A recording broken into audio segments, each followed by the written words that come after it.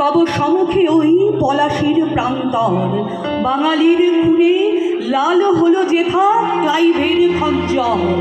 ওই গঙ্গায় ডুবিয়াছে হায় ভারতের দিবাকর, উদিবেশে রবি আমাদেরই খুনে রাঙিয়া পুনর্বার। ফাঁসির মঞ্চে গেয়ে গেল যারা জীবনের জয়গান, আসি অলক্ষ্যে দাঁড়ায়েছে তারা, দিবে কোন বলিদান।